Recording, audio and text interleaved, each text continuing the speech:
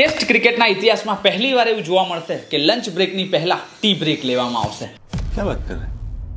Yes, આપણી ભારતની મેચમાં જ આવું થતું જોવા મળવાનું છે. ડિટેલમાં વાત કરીએ એની પહેલા ક્રિકેટના આવા જ વિડીયો આપણી ગુજરાતી ભાષામાં જોવા માટે ભૂલ્યા વગર આ પેજને ફોલો કરી લેજો. ભાઈ, અત્યાર સુધી જનરલી આપણે જોયું છે કે કોઈ પણ દેશમાં ટેસ્ટ ક્રિકેટ રમાતી હોય તો સૌથી પહેલો બ્રેક લંચ માટે પડતો હોય છે અને ત્યારબાદ નાનો ટી બ્રેક લેવામાં આવતો હોય છે. એટલે ટોટલ 3 સેશનમાં આખા દિવસની રમત રમાતી હોય છે. હવે 22 નવેમ્બરે ઇન્ડિયા વર્સિસ સાઉથ આફ્રિકા વચ્ચે રમાનારી ટેસ્ટ મેચમાં ટેસ્ટ ક્રિકેટના ઇતિહાસમાં પહેલી વાર લંચ બ્રેકની પહેલા ટી બ્રેક લેવામાં આવવાનો છે. આસામના ગુવાહાટીમાં રમાનારી આ ટેસ્ટ મેચના એક્ઝેક્ટ ટાઈમિંગ્સની વાત કરીએ તો પહેલું સેશન 9 વાગ્યાથી 11 વાગ્યા સુધી રમાવાનું છે. ત્યારબાદ 11 થી 11:20 સુધી ટી બ્રેક લેવામાં આવશે. 11:20 થી 1:20 સુધી એમ 2 કલાક સુધી બીજું સેશન રમાડવામાં આવશે. ત્યારબાદ 1:20 થી 2 વાગ્યા સુધી 40 મિનિટનો લંચ બ્રેક લેવામાં આવશે અને 2 વાગ્યાથી લઈને 4 વાગ્યા સુધીમાં છેલ્લું સેશન રમાડવામાં આવશે. એટલે નવા ટાઈમિંગ્સ પ્રમાણે આ રીતે ટોટલ 3 સેશનને કન્ક્લુડ કરવામાં આવશે. હવે આ મોટો ફેરફાર થવા પાછળનું કારણ એ છે કે ગુવાહાટીમાં સનસેટ અર્લી થઈ જાય છે. એટલે કે લગભગ 4:30 થી 5 વાગ્યા સુધીમાં તો અંધારું થઈ જતું હોય છે. ટી બ્રેક પહેલા રાખ્યો છે. ધેટ મીન્સ કે સારી લાઇટિંગ કન્ડિશનમાં એટલે કે 1:30 વાગ્યા પહેલા જ 2 કલાકના 2 ક્વોલિટી સેશન રમાઈ જાય. એટલે મોટા ભાગની ઓવરો સારા પ્રકાશમાં રમાઈ જાય. બીસીસીઆઈ અને સાઉથ આફ્રિકન ક્રિકેટ બોર્ડે